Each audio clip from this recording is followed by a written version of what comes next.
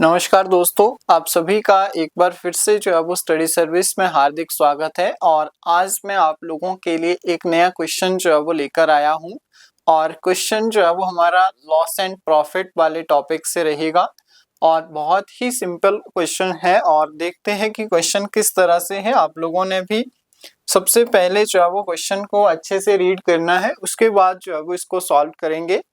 तो क्या बोलता है, a shopkeeper can purchase an item at 615 rupees. तो एक जो है वो दुकानदार है जिसने क्या किया है, एक जो है वो वस्तु यानी कि ऑब्जेक्ट या फिर जो है वो आइटम को जो है वो परचेज किया है, यानी कि उसका जो कॉस्ट प्राइस है that is equal to 615 rupees है। Very simple. अब दूसरी तरफ इसने जो है वो इसी आइटम को जो है वो सेल कर दिया, तो सेलिंग प्राइस आ गया ₹820। अब क्या कहता है, what is the percentage profit. हमें जो है वो ये पता करना है कि उसको जो प्रॉफिट हुआ है उसकी परसेंटेज क्या है। तो सबसे पहले आपको ये पता होना चाहिए, किसी भी वस्तु का, किसी भी ऑब्जेक्ट का आपको कॉस्ट प्राइस या फिर सेलिंग प्राइस अगर दे रखा है, बट उसको प्रॉफिट और लॉस का पता लगाना है, तो उसमें जो है वो हमारे पास क्या आता है, एक जो है वो कॉस्ट प्राइस एक इम्पॉर्टेंट रोल प्ले करता है। क्यों करता है?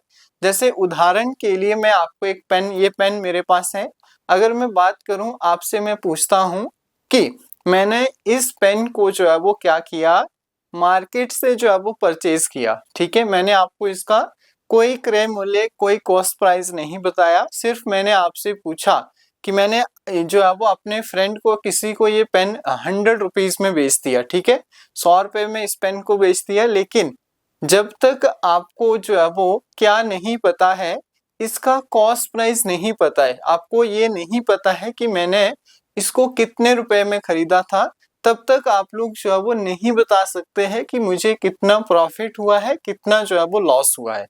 तो मैं अगर कहता हूं कि मैंने इस पेन को जो है वो 50 रुपए में खरीदा था, 50 रुपीज में जो है वो खरीदा था, तब आप मुझे क्या बताएंगे कि सर आपको जो है वो क्या हुआ है, 50 रुपीज का जो है वो प्रॉफिट हुआ है। तो इसी तरह से किसी भी आइटम्स का जो है वो प्रॉफिट या फिर लॉस निकालने के लिए कॉस्ट प्राइस जो है वो क्या करता है, एक इम्पॉर्टेंट रोल जो है वो प्ले करता है। अब हमें निकालना क्या है, we have to find the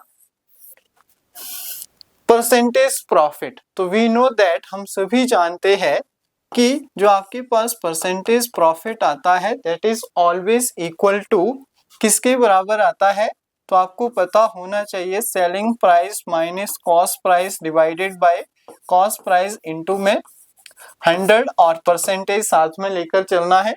तो चीजों को पुट करते हैं, ये आ जाएगा 820 माइनस 615 डिवाइडेड बाय आपका 615 इंटू में आ जाएगा 100। ठीक है, 100% है।